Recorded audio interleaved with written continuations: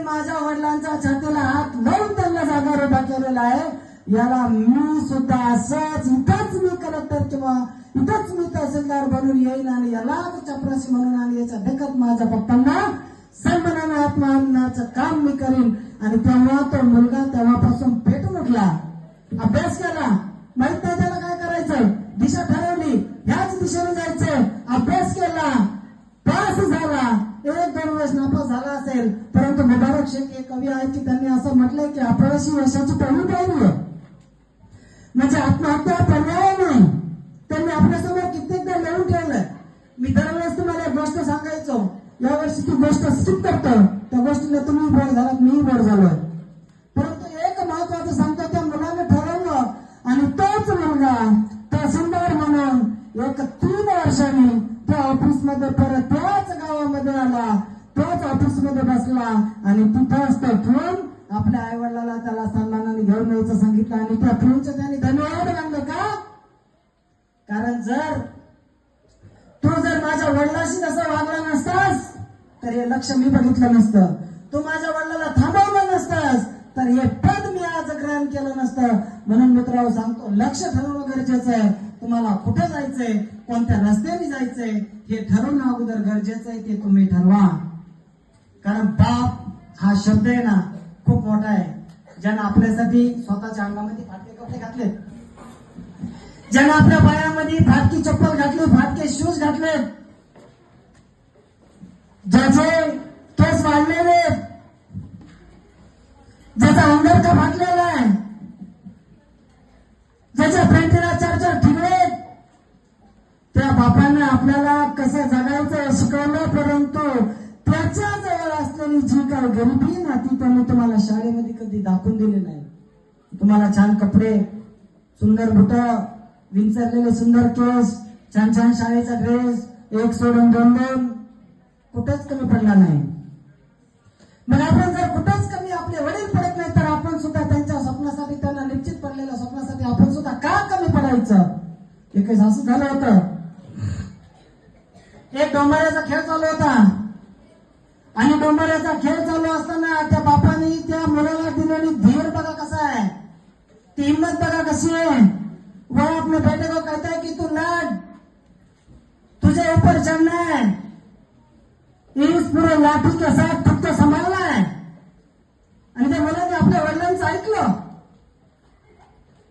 एक 10 ते 15 फूट उंच असणारी ती काठी, त्या काठीला बांधलेला तारा, त्यावर होणारी कसरत, वडिलांची वाजणारी टंकी, टंकीचा आवाज आल्याशिवाय तो मुलगा त्या काठीवर चढत नव्हता. परंतु जेव्हा टंकीचा आवाज आला, टंकीचा आवाज सुरू झाला आणि तो मुलगा त्या काठीवर 15 फूट उंचपर्यंत, तो कशालाही कशाचाही आधार न घेता फक्त काठीच्या साह्याने तो वर जातो, त्या तारेवर उभा राहतो. त्या तारेवर दोन्ही हाताने त्याची कसरत चालू असते.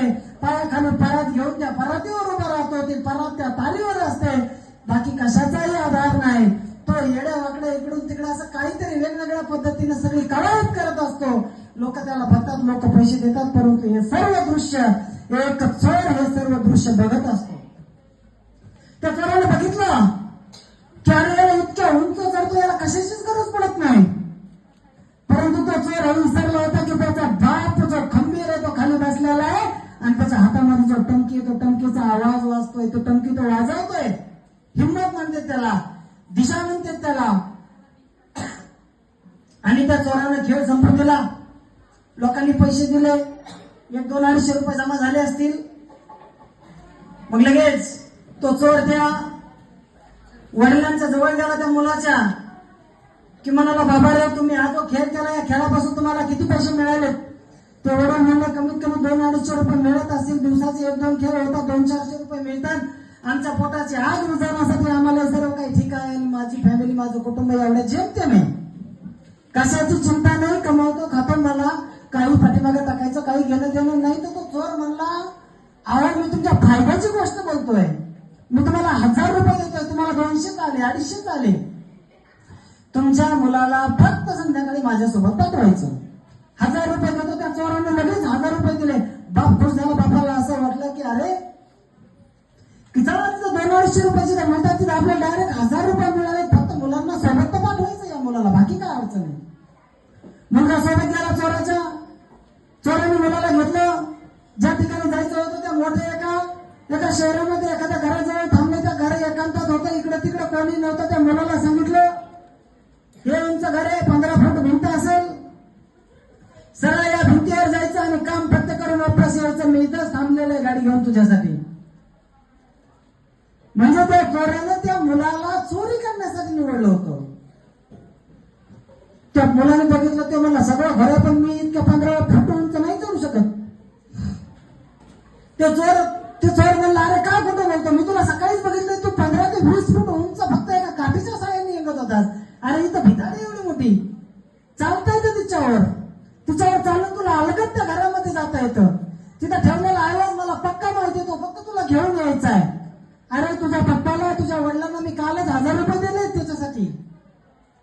तेव्हा तर म्हणाला, सगळं खरं आहे, मी 15 फूट नाही, मी 25 फूट उंच चढू शकतो, परंतु इथं माझा टमकी वाजवणारा बाप नाही, आणि टमकीचा आवाज ऐकल्याशिवाय मी 15 ते 20 फुटाची भिंत चढू शकत नाही. माझ्यात ती ताकदच नाही, ती हिंमतच नाही.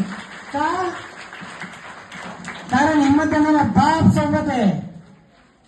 आणि मला फक्त तुम्हाला एवढं सांगायचं की तुम्ही इथून पुढे जे 11वी 12वी मध्ये जाणार आहे, तर तुमच्या आई बापाचा चेहरा समोर ठेवा.